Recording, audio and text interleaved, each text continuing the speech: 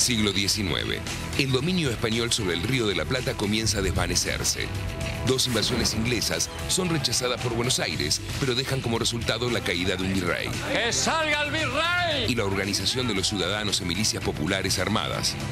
Solo faltaba un paso para animarse a reclamar la libertad de este suelo, y lo dio Napoleón, invadiendo España y encerrando a su rey, Fernando VII. En mayo de 1810, los criollos logran imponerse en un cabildo abierto y reemplazar al virrey Cisneros por una junta.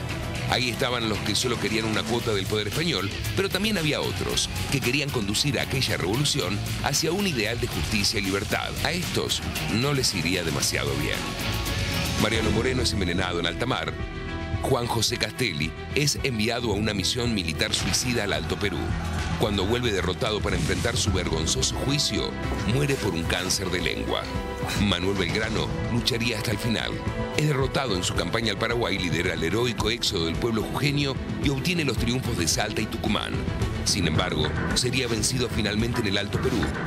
En Buenos Aires, el poder había pasado a manos de un triunvirato que le prohibiría usar la bandera celeste y blanca por temor a incomodar a las potencias del mundo. Con los vestigios del Ejército del Norte, Belgrano le entregará la posta al único hombre capaz de hacer que el sueño revolucionario no naufrague definitivamente, don José de San Martín. Estoy firmemente persuadido de que con usted se salvará la patria. Años después, en 1820, el creador de la bandera morirá pobre y olvidado. El gobierno de Buenos Aires ya estaba a cargo de un director supremo. Primero fue Posadas, después Alvear y finalmente Álvarez Thomas, quien convoca al postergado Congreso de Tucumán. Ahí, congresales de todas las provincias se animan a declarar la independencia.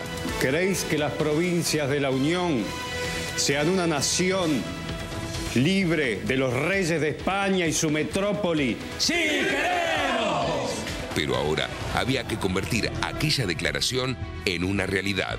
Había que derrotar definitivamente a los españoles.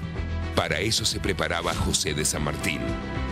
Convencido de que era imposible derrotar a los realistas en las provincias del norte, comenzó a proyectar un plan perfecto y audaz para la liberación de América.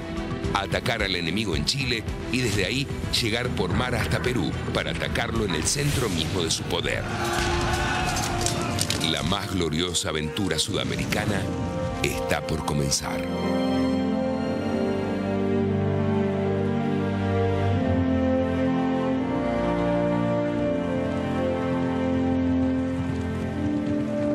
Fue cuando la Argentina parecía un sueño a punto de morir. Cuando aquel vertiginoso fervor de mayo comenzaba a oscurecerse, un hombre avanzaba en silencio hacia el encuentro que cambiaría su vida y la de todos. Era el momento de decidir que enfrentaría a los enemigos más diversos, al imperio, a la traición y a su propio destino de héroe. Belgrano es el más metódico de los que conozco en nuestra América, lleno de integridad y talento natural. No tendrá los conocimientos de un Bonaparte en cuanto a milicia, pero es lo mejor que tenemos en la América del Sur.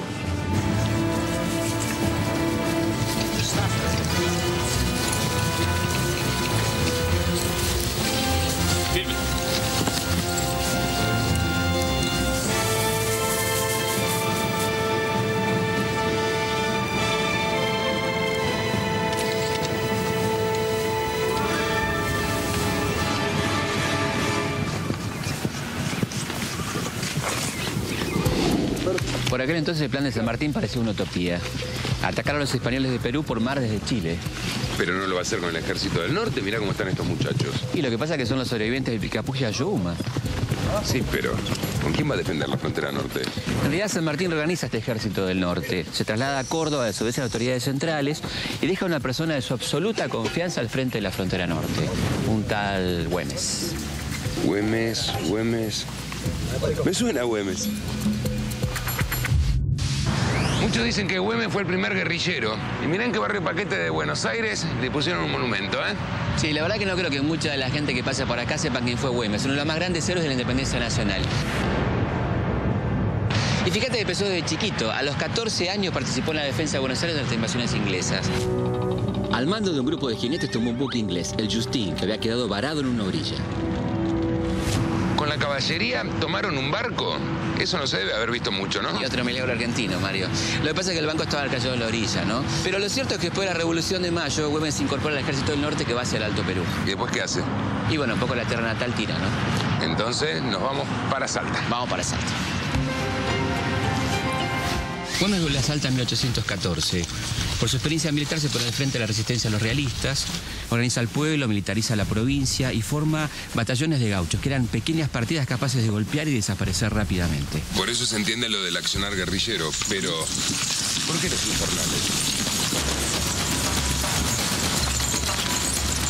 ¿Esto responde a tu pregunta?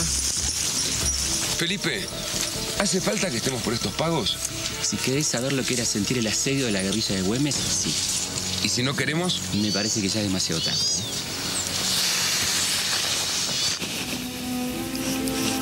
Ahora empiezo a entender por qué funcionaba la estrategia de Güemes. Sí, vos entendés, pero los porteños desconfiaban mucho de Güemes y sus gauchos. Inclusive Pueyrredón, que era el director supremo, ante las sospechas viajó a Salta. Pero quedó tan bien impresionado del coraje y la estrategia de los infernales que ascendió a Güemes a coronel mayor. ¿Y San Martín qué opinaba? Estaba totalmente de acuerdo con la decisión. Por eso le confía a Güemes la defensa de la frontera norte. Güemes y sus infernales rechazaron 9 invasiones españolas. 1812, General Pío Tristán desde Tupiza. 1814, Brigadier Joaquín de la Pezuela. 1817, Mariscal José de la Serna desde Suipacha. 1818, Pedro Antonio Lanieta desde Uquía. 1819, Olanieta otra vez. Y en ese mismo año, José María Valdés desde Humahuaca. En 1820, el general Juan Ramírez Orozco. 1821, Marguegui desde León. Y también en ese año, Olanieta. Qué bueno estar en la civilización de vuelta. La verdad que el monte como mínimo me pareció tenebroso. Sí, pero no tanto como la actitud de unos sectores de la alta sociedad salteña. ¿Por qué? Mira, Güemes fue electo gobernador en 1815, uno de los primeros gobernadores electos de las Provincias Unidas del Río de la Plata. Y como Buenos Aires no se molestaba en mandarle recursos al Ejército del Norte, Güemes tuvo que recurrir a préstitos forzosos sobre esas altas sociedades salteñas, justamente, ¿no? Ah, les habrá caído bárbaro. Sí, estaban chochos, felices los tipos. Varios representantes de la oligarquía salteña huyeron a esconderse en los cuarteles enemigos. Fueron ellos los que guiaron a las fuerzas españolas conducidas por José María Valdés, alias Barbarucho, un coronel salteño traidor que estaba a las órdenes del ejército realista. Barbarucho era un conocedor del terreno y, contando con el apoyo de los terratenientes locales, ocupó la ciudad de Salta en junio de 1821. Güemes se refugia en la casa de su hermana, Magdalena Güemes de Tejada, Macacha. ¡General, enemigo!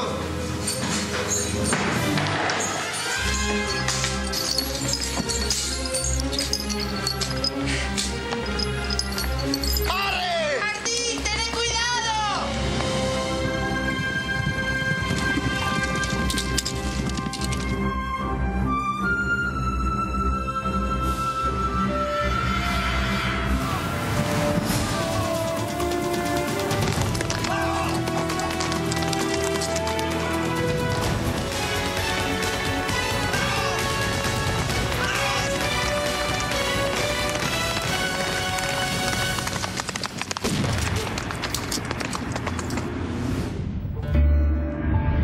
Trabajemos con empeño y tesón, que si las generaciones presentes nos son ingratas, las futuras venerarán nuestra memoria, que es la recompensa que deben esperar los patriotas.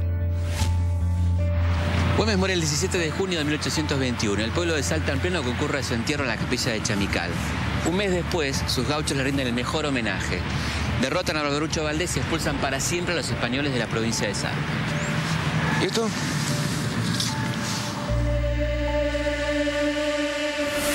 Murió el abominable Güemes al huir de la sorpresa que le hicieron los enemigos. Ya tenemos un cacique menos. ¡Qué titular vergonzoso!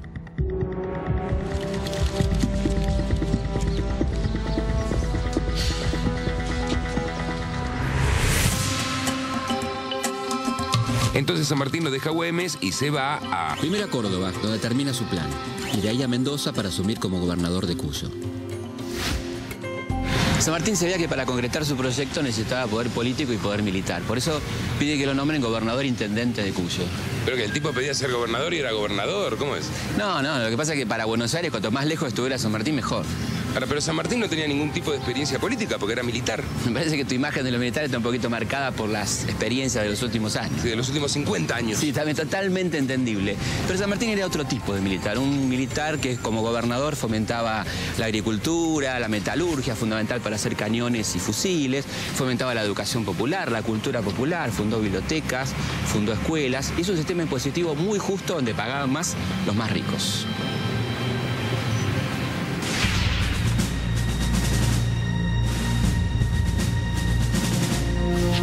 El cruce de los Andes no hubiera sido posible sin el apoyo del pueblo cuyano.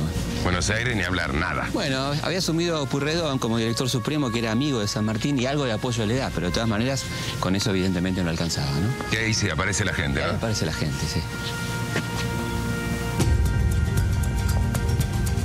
San Martín decretó que la mitad de los sueldos de los cargos públicos fueran donados. Creó impuestos al vino y al aguardiente. Declaró públicas las tierras de los españoles fallecidos. Y las joyas de la dama de la alta sociedad. Esa parte siempre me gustó. Lamento desilusionarte, pero el total de lo obtenido por las joyas que ya no usaban las damas ricas de Mendoza fueron 216 pesos. Eso apenas alcanzaba para comprar unas 50 mulas. ¿Sabés cuántas mulas usó el ejército de los Andes? 10.000. Si esta gente entregó sus joyas, era toda billutería barata. Probátelo, mijito. ¿Te queda bien?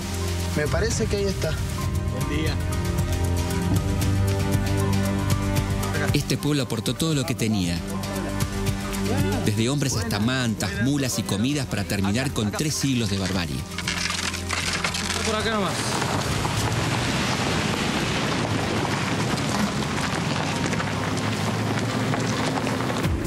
Si no puedo reunir las mulas que necesito, me voy a pie. Es menester hacer el último esfuerzo en Chile, pues si esta la perdemos, todo se lo lleva el diablo. Me falta el tiempo, el dinero y la salud. Pero así vamos tirando hasta la tremenda.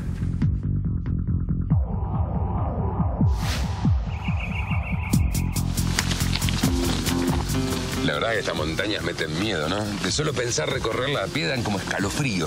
Sí, pensá que esta es la precordillera. Imagínate cruzar la cordillera. Y hubo un hombre que se animó a cruzarla solo. ¿Quién? Álvarez Condarco. ¿Y quién era Condarco? Condarco era uno de los mejores agentes que tenía San Martín, un tipo con una memoria realmente prodigiosa. San Martín necesitaba un mapa para cruzar la cordillera, lo manda a Condarco por el Paso de los Patos para levantar este plano, y además lo manda con un acta de la independencia argentina para que se la entregue a Marcó del Pont, el gobernador de Chile. Pero eso es suicida. Y sí, efectivamente, lo primero que pensó Marcó del Pont fue fusilarlo a Condarco, claro. Pero afortunadamente reacciona como quería San Martín. Lo expulsa de Chile por el camino más rápido, que resultó ser el de Uspallata. Claro, entonces sí San Martín sabe cuál es la forma más rápida para cruzar los Andes y llegar a Chile. Elemental, Mario.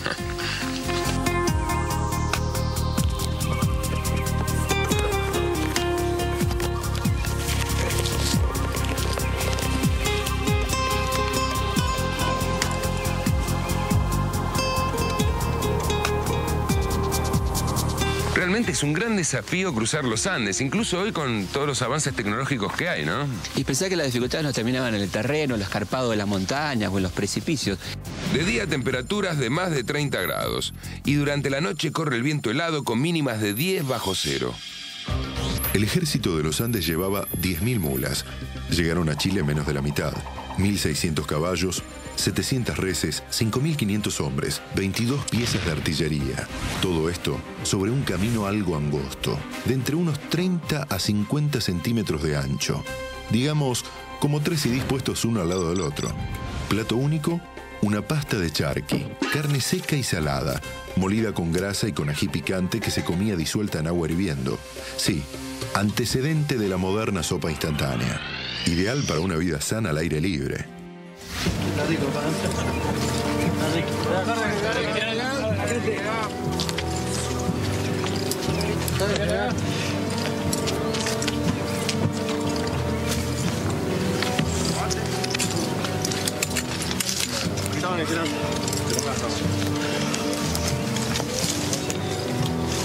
Buenas tardes, general. ¿Qué dice la tropa?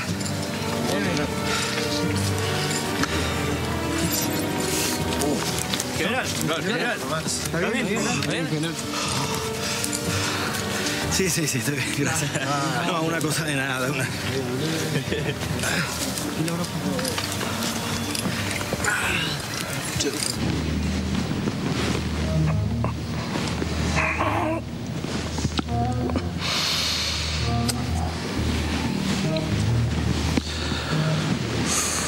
¿Cuál es el estado del paciente, doctor? Y la salud del general es muy precaria.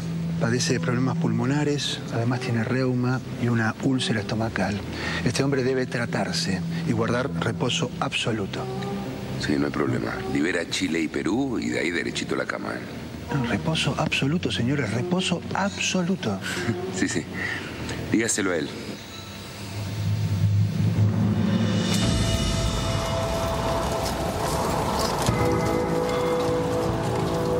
El cruce de los Andes tuvo varios frentes. La intención de San Martín era que el enemigo no supiera por dónde llegaría el ataque.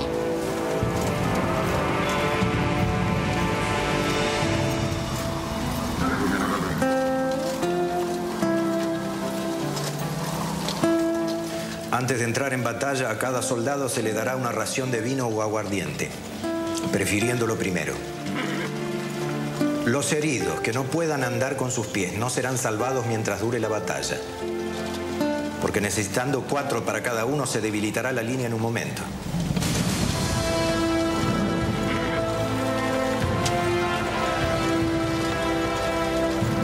Recomiendo a los jefes de caballería llevar a retaguardia un pelotón de 25 a 30 hombres para sablear a los soldados que intenten volverse.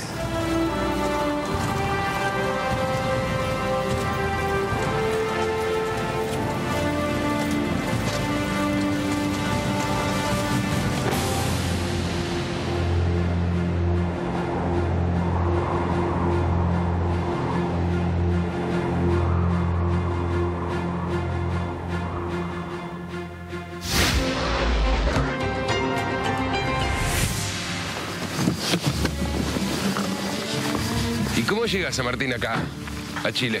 San Martín planeó que todas las divisiones se encontraran entre el 6 y el 8 de febrero de este lado de la cordillera. ¿Y lo logró? Con una precisión matemática, te diría. El 8 de febrero se juntaron las divisiones, tomaron los pueblos de San Antonio y Santa Rosa, establecieron una zona liberada y de ahí pudieron lanzar el ataque fulminante sobre Chacabuco. Eso fue el 12 de febrero de 1817. Sí, una de las batallas más espectaculares de la historia universal. El 12 de febrero de 1817, las tropas realistas se encontraban apostadas junto al cerro de Chacabuco. San Martín desplegó 2 flancos, una a la izquierda a cargo del chileno O'Higgins y una columna derecha al mando de Soler. A la madrugada del día 12, el ala izquierda se puso en contacto con los realistas. La resistencia era sostenida y el combate resultaba indefinido, hasta que cerca del mediodía llegó el ala de Soler, lo que definió la batalla. Hay que avisar a la artillería que acorten, los tiros están cayendo muy largos, la gente, el enemigo se está moviendo hacia adelante. Y avisar a... ¡Realista!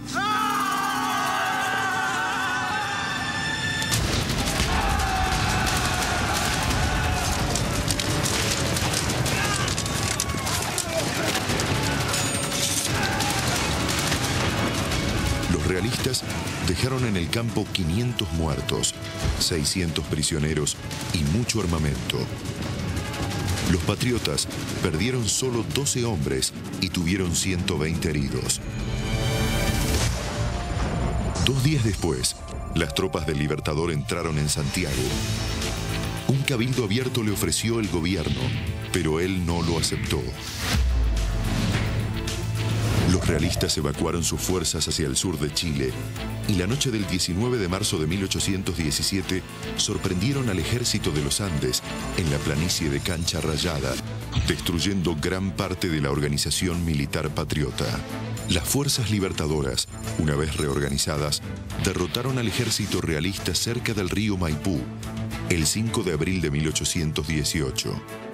Con la victoria de Maipú, empezaba el fin del dominio español en Sudamérica. Bueno, entonces lo de Chile ya estaba hecho. Nos vamos a Perú. Espera. Pensá que siempre hay alguien dispuesto a intentar frenar la revolución. ¿El gobierno de Madrid? ¿El gobierno de Londres? Buenos Aires, Mario. El directorio que estaba a cargo de Rondó pensaba que había algo mucho más importante que combatir a los españoles. Me imagino, combatir a los opositores del directorio. ¿Cómo adivinaste? Y hace 41 años que vivo en la Argentina, algo aprendí. Rondó quería que San Martín bajara al litoral para reprimir a los federales y un personaje que se estaba tornando muy molesto para los intereses porteños. ¿Quién? Un tal Artigas. El caudillo José Gervasio Artigas defendió la revolución de los embates españoles y portugueses que asolaban la banda oriental. Fue el primero en plantear en estas tierras las ideas republicanas y federales. Buenos Aires siempre lo enfrentó. El directorio rechazó a sus diputados para la Asamblea del 13 y llegó a ponerle precio a su cabeza. Entonces San Martín nunca fue a reprimir a Artigas. No es más, le tenía un profundo respeto, lo llamaba paisano querido en sus cartas. Esta negativa a reprimir a Artigas permitió la caída de un gobierno tan impopular como el directorio, que había facilitado la invasión a la banda oriental. Ahora sí, vamos a Perú. No, pará, tranquilo, ya vamos a ir a Perú. Antes te quiero mostrar el primer monumento que se levantó en el mundo a la memoria de San Martín.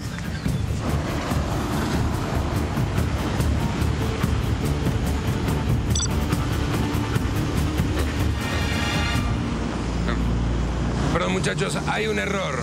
El primer monumento que se hizo a San Martín no fue acá en Buenos Aires. Fue acá, en Santiago de Chile. Lo que pasa es que para los dirigentes porteños, San Martín era un traidor. Me imagino que esta vez San Martín no habrá recibido demasiada ayuda de Buenos Aires, ¿no? Subamos que te cuento. El gobierno de Buenos Aires le promete a San Martín 500.000 pesos para su campaña libertadora, pero solo le van a llegar 300.000. El eterno retorno. Qué hijos de... No, tranquilo, Mario, que San Martín no se achicó, ¿eh? Los gallegos creen que estamos cansados de pelear y que nuestros sables y bayonetas ya no cortan ni ensartan. Vamos a desengañarlos. La guerra se la tenemos que hacer del modo que podamos. Si no tenemos dinero, carne y un pedazo de tabaco no nos ha de faltar. Cuando se nos acaben los vestuarios andaremos en pelotas, como nuestros paisanos los indios. Seamos libres y lo demás no importa nada. La liberación de Chile alentó otro libertador americano. Bolívar. Claro, que había recuperado Bogotá y había formado la Gran Colombia. Entonces a los realistas se le venía la noche porque estaba Bolívar por el norte y San Martín por el sur. Por eso enviaron desde Lima un refuerzo de 3.000 hombres al puerto de Talcahuano. El gobierno chileno le da a San Martín el apoyo que el gobierno argentino le había negado. Armó una escuadra al mando de Tomás Cochrane y así San Martín pudo enfilar hacia Pisco. El 12 de septiembre la flota libertadora fondea en el puerto de Pisco, se aprovisiona de víveres, se suman efectivos y marchan hacia Lima.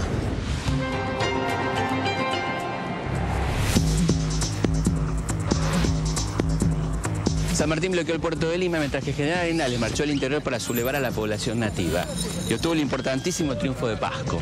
A partir de esto, evidentemente, el virrey se asustó y le propone a San Martín un armisticio. Conociendo a esta altura el pensamiento de San Martín, me imagino dónde lo habrá mandado el virrey, ¿no? Claro, exactamente. Así que la guerra continuó por tierra y por mar hasta que en julio de 1821 el ejército libertador puede entrar en Lima, liberarla y el pueblo de Lima en premio le regala nada más y nada menos que el estandarte de Pizarro.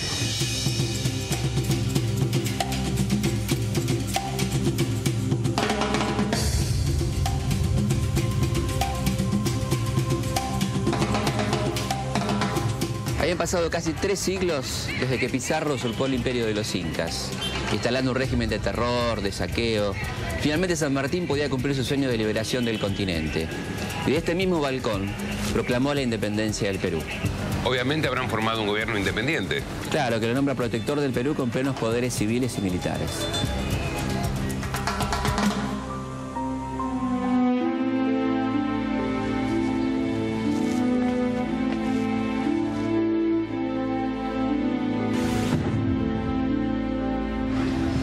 El gobierno de San Martín en Perú fue brillante. Organizó el Estado, fundó bibliotecas, abrió la esclavitud y terminó con el tributo indígena impuesto por los españoles hacía siglos.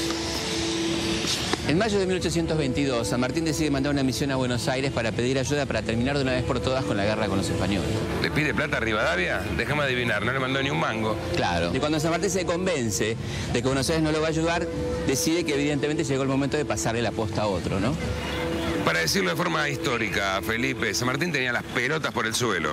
Además, esto termina un poco con el misterio de Guayaquil, ¿no? Esa famosa reunión. Claro, cuando efectivamente San Martín se da cuenta que ya Buenos Aires no va a colaborar y piensa claramente que se tiene que retirar, ¿no? Por eso decide dejar la comandancia a Bolívar, renuncia a su cargo en Perú y de ahí marcha hacia Mendoza en 1823. Enterado de la grave enfermedad de su mujer, San Martín pide permiso para viajar a Buenos Aires, pero Rivadavia se lo niega aduciendo que no podía garantizar su seguridad. Difamado y amenazado por el gobierno unitario, San Martín decidió abandonar el país en compañía de su pequeña hija Mercedes rumbo a Europa. El temperamento de este país me lleva a la tumba. En fin, mi juventud fue sacrificada al servicio de los españoles y mi edad media al de mi patria. Creo que tengo el derecho de disponer de mi vejez. Como Moreno y Castelli, como el mismo Belgrano, San Martín vivió enfrentamientos permanentes con el poder central porteño. El triunvirato, los directores de Posadas y Alvear y la omnipresente figura de Rivadavia fueron sus enemigos declarados. Le negaron siempre apoyo económico y político y le ordenaban abandonar la campaña libertadora para venir a reprimir con su ejército a los opositores. Es que el gobierno de Buenos Aires siempre estuvo más interesado en defender las rentas aduaneras que la independencia. Tendríamos que empezar a hablar de unitarios y federales, ¿no, Felipe? Claro, estamos en el lugar indicado. Acá, en la vieja aduana de Buenos Aires. Claro, Mario, ¿vos qué te pensás? ¿Que la disputa entre unitario y federal eran por los colores de la bandera? Eran por la aduana. ¿Por el control de la guita? Claro. Buenos Aires durante la Guerra de Independencia reunió recursos económicos y humanos y esto incluía el manejo de la aduana. Pero en 1816 la nacionalizaron. Estás loco. La aduana es la principal fuente de ingresos y un arma política importantísima.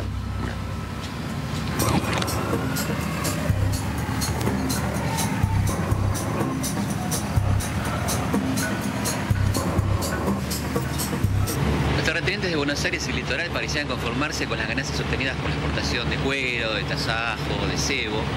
No destinaron ni un centavo a la transformación de esa abundante materia prima en productos elaborados. Eso hubiera permitido el ahorro de muchas divisas, la creación de puestos de trabajo y una cierta autonomía frente al capital inglés. Vender materias primas para comprar productos elaborados. ¿Me suena, Felipe? Sí, lo que pasa es que las cosas no cambiaron demasiado.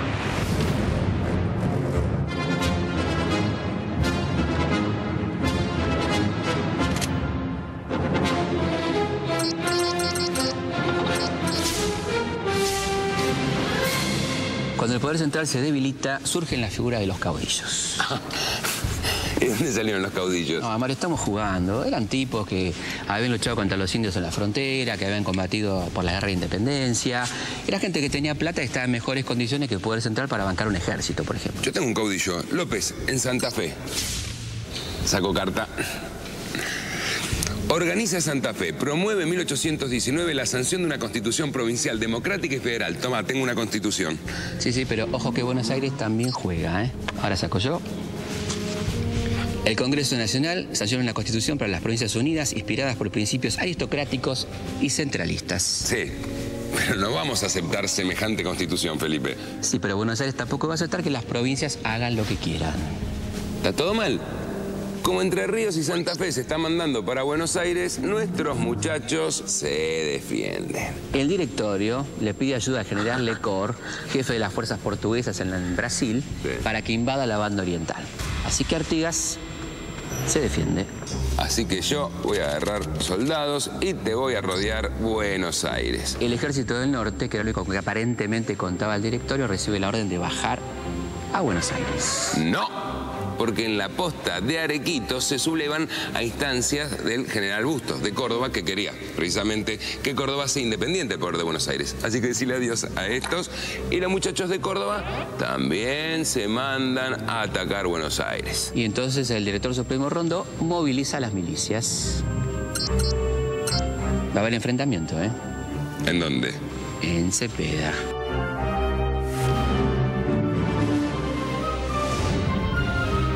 La derrota del directorio es definitiva.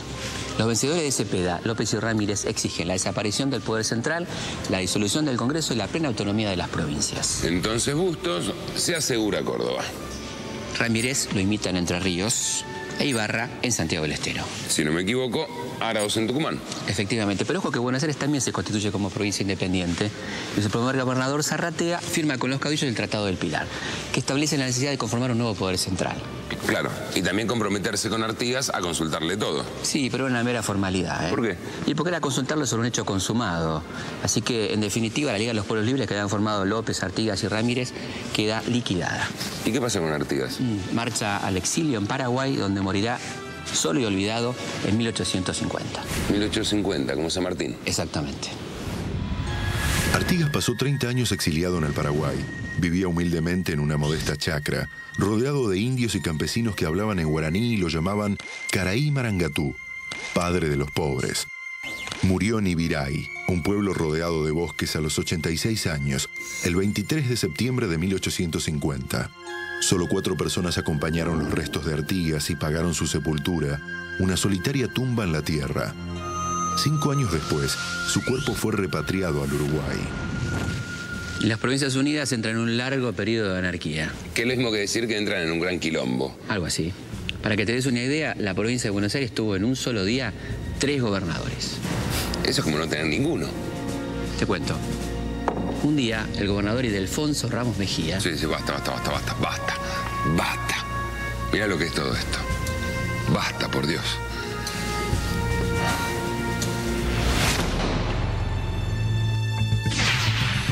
Buenos Aires, que había liderado el proceso independentista, era incapaz de disciplinar al resto de las provincias en un proyecto común, principalmente por su negativa a compartir los ingresos de la aduana.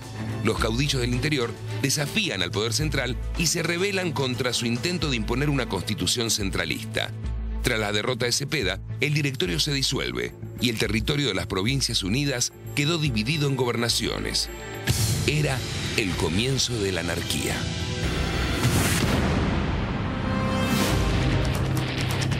La provincia de Buenos Aires está atravesada por serios conflictos internos.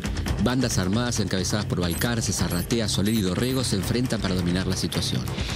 Cuando el caos empieza a amenazar el desarrollo económico de la región, los estancieros van a buscar una figura que garantice el orden. Y la encontraron entre uno de ellos, Juan Manuel de Rosas.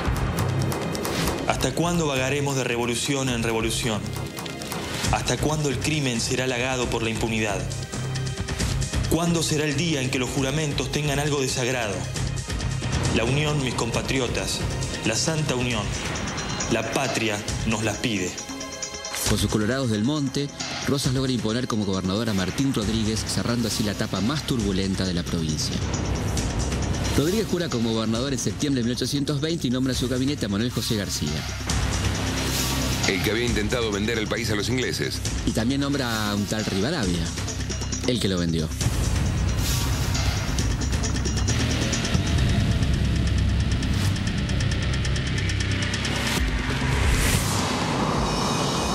¿Por acá también pasó alguien prometiendo una revolución productiva? No, no creo, pero el que sí pasó fue Bernardino de la Trinidad González Rivadavia. Para nosotros Bernardino Rivadavia. Rivadavia, exactamente, sí, el mismo. ¿Dónde habíamos dejado a ese muchacho? En Río de Janeiro, ¿te acordás? Con Belgrano, tratando de parar la traición de Alvear que le quería entregar a los ingleses las Provincias Unidas en protectorado. Bueno, está bien, un patriota Bernardino. Sí, no te es una expresión equivocada, ¿no?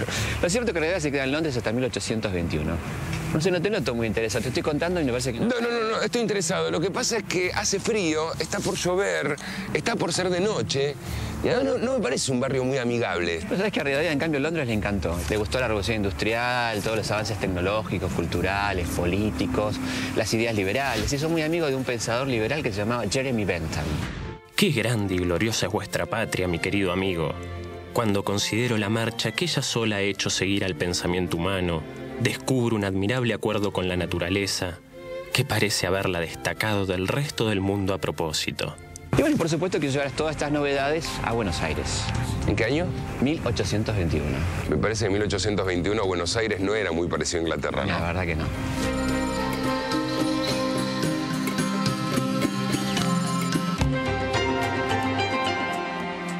Vamos a empezar a hablar de Rivadavia desde cero. Como te conté, volvió al país para estrenar su cargo de ministro de gobierno de Martín Rodríguez. Algo así como un primer ministro, ¿no? ¿Y qué había pasado con todas esas ideas que había mamado Rivadavia en Inglaterra? Imagínate. Acá la clase dirigente solo mamaba leche de vaca, ¿no? Eran muy conservadores y bastante desconfiados de las novedades. Pero igual Rivadavia empezó a mandar proyectos a lo loco y a ganarse enemigos a lo loco también. ¿Esto no lo habíamos visto en otro lado? Claro, es una copia del Panteón de París. Se terminó de construir ante el Ministerio de Rivadavia, que quería convertir a Buenos Aires en una especie de ciudad europea, ¿no? Y toda la plata salía de la aduana. Claro, la aduana recaudó unos 2 millones de pesos por año. Y encima la plata la dejaban acá en Buenos Aires. Claro, porque Rivadavia es un muchacho que pensaban que no había nación si contaban de la plata de la aduana para gastarla acá en Buenos Aires, ¿no? ¿Y esos gritos? Lo que pasa es que Rivadavia se metió con la iglesia, le suprimió los fueros y les confiscó los bienes y propiedades. Claro. ¿Y cómo termina la protesta? ¿Eso responde a tu pregunta? La cabalgata modernizadora de Rivadavia no se detiene ante nada. Fundó el Museo de Historia Natural, la Universidad de Buenos Aires, agrandó la Biblioteca Nacional, creó la Dirección General de Correos, Postas y Caminos, importó científicos europeos, físicos, botánicos, astrónomos, fundó la Bolsa de Comercio, el Museo Público de Buenos Aires, el Gabinete de Física, el Registro Oficial, el Banco Nacional, la Caja de Ahorro.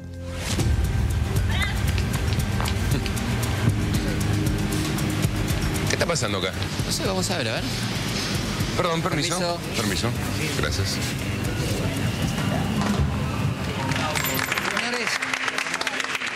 Señores, me voy a referir a la necesidad de la creación de una nueva ley de voto. ¿Ya se discutía una ley electoral? Sí, fue la primera vez que se planteó. De hecho, fue un proyecto de Rivadavia, bastante avanzado para la época, te digo. En el Congreso se escuchaban voces más audaces, como la del representante de Santiago del Estero, Manuel Dorrego, que quería que el voto fuera para todos. La razón que ha impulsado a la Comisión a privar del voto activo a los domésticos a sueldo y a los jornaleros es la falta de libertad que supone en ellos igualmente una falta de capacidad.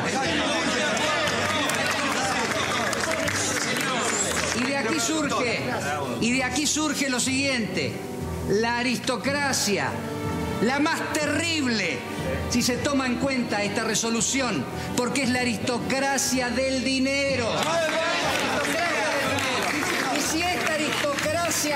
si esta aristocracia se mantiene, deja y da por el suelo al sistema representativo que fija su base en la igualdad de los derechos. En la igualdad de los derechos. Vamos a ponernos de acuerdo una y otra vez.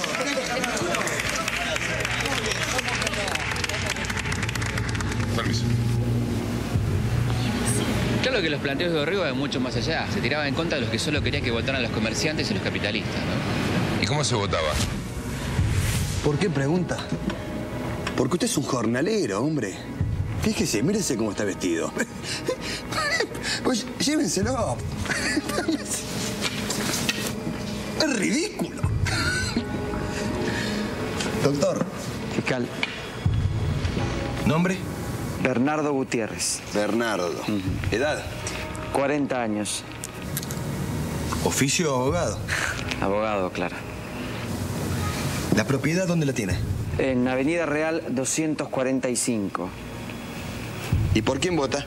Por Juan José García.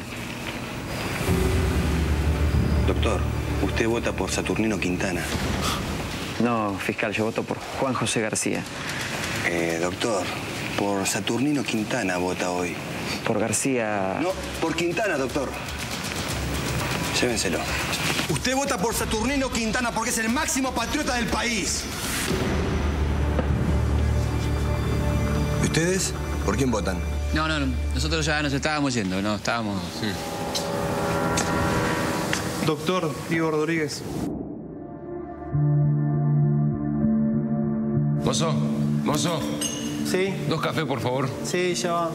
Dame un descanso, luego te pido un pequeño descanso. Sí, no hay problema, Mario, está bien. Pero mirá que la historia no para, ¿eh? Aunque a veces se olvida. O por lo menos algunos quieren que se olvide, ¿no? Como por ejemplo Rivadavia, que sentó un antecedente nefasto. No hizo lo que estoy pensando. Sí, dictó una ley de olvido. Pero, ¿con qué motivo hace esto este tipo? Y como siempre, para pacificar el territorio, para proponer a la unidad nacional. Bla, exactamente. Es preciso no acordarse de las ingratitudes, ni de los errores, ni de las debilidades que han degradado a los hombres o afligido a los pueblos en esta empresa demasiado grande y famosa. Por esto, ha pensado el gobierno que obra dignamente proponiendo, en esta oportunidad, el adjunto proyecto de ley de olvido.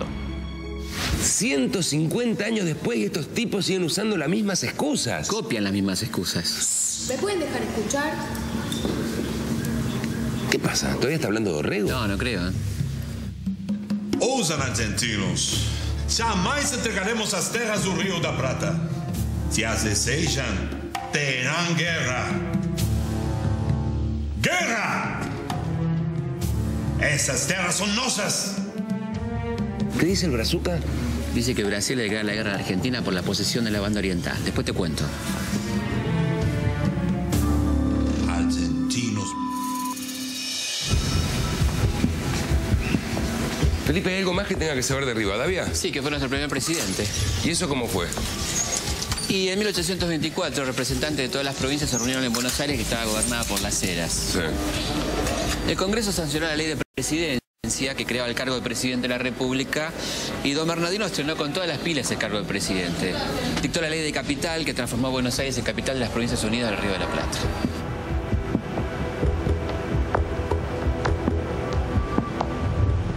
No les debe haber gustado nada a la gente de la provincia de Buenos Aires, ¿no? Nada. Más Rivadavia tenía cada vez más enemigos. Rosas, Dorrego, Manuel Moreno, que era el hermano de Mariano, que encabezaban la oposición popular porteña, federales del interior, los ganaderos, los religiosos. ¿Y cómo aguantó? Bueno, tanto lo aguantó. Tuvo que renunciar en junio de 1827 y se llevó a su casa a los muebles que había traído a la Casa de Gobierno.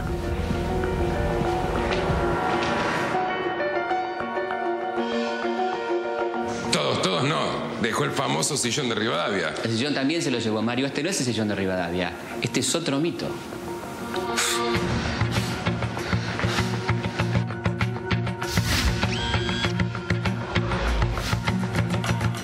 Con la caída de Rivadavia se reanuda la guerra civil y vuelven las autonomías provinciales. Y acá descansan los restos de Rivadavia. Sí. Sí, pero contra su voluntad. Ah, ¿cómo es eso? Y cuando él deja el poder, se va a Europa y deja dicho en el testamento que su cuerpo nunca vuelva a Buenos Aires. Pero acá no se respeta ni siquiera la voluntad de los muertos.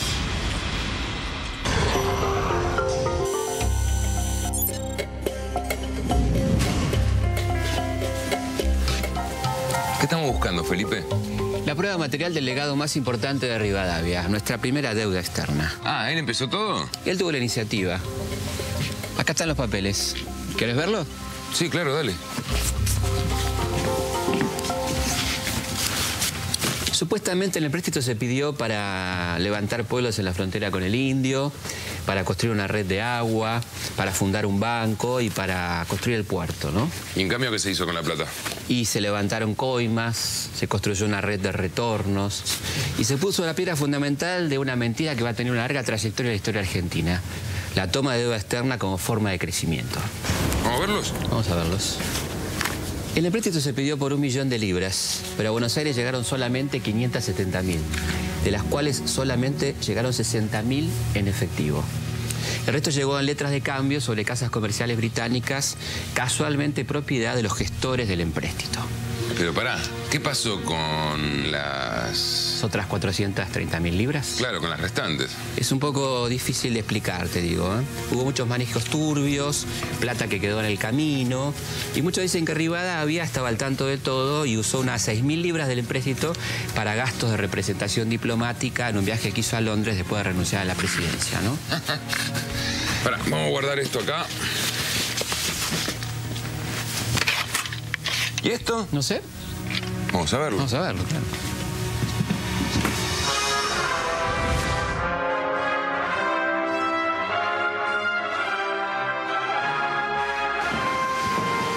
Mr. Castro. Mr. Bering, it's always a pleasure meeting you. Likewise. Do sit down, please. Thank you. Well, I have a deal for you. You placed the bonds of the £1 million at 85 in London, but you sent 70 to Buenos Aires. The difference, 150, we divided 30,000 for you, 120,000 for us. But will the government of Buenos Aires agree to the operation on those terms? Mr. Bering, 120,000 guarantee the approval of the government of Buenos Aires. Perfect, then. We have a deal. We do indeed. Che, qué tipo patriótico este Félix Castro. Sí, pero la cosa no terminó ahí, ¿eh? Para muchos la figura de Rivadavia quedó asociada al afán de progreso, a la modernización. Pero fue algo más que eso. Con Rivadavia se inicia una larga cadena de negociados, una forma perversa de empobrecer la Argentina. No fue solo Rivadavia, ¿no? No, claro que no. Él puso la primera piedra con que se seguirán construyendo muchos de los futuros gobiernos, civiles, militares. Un vaciamiento de recursos que hizo que la Argentina, la independencia de nuestro país, fuera así como una especie de formalidad, te diría. Qué tremendo. Ahora, Felipe, ¿no me contaste qué pusimos de garantía para semejante empréstito? Y lo estás viendo. ¿Qué cosa, Felipe? Acá no hay nada. Todo esto, toda la tierra pública fue puesta en hipoteca. Felipe, ¿hay alguna manera de que un programa de historia argentina tenga un final feliz? Qué buena pregunta, Mario. Qué buena pregunta.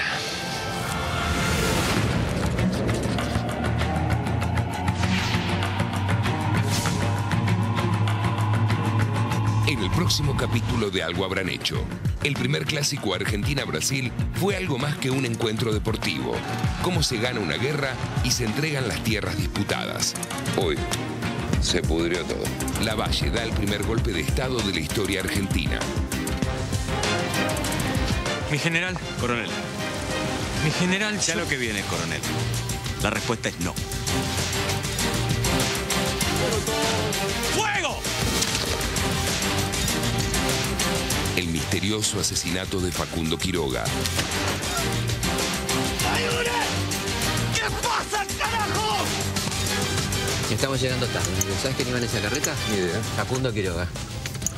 ¿Quién fue realmente Juan Manuel de Rosas? Ortiz de Rozas.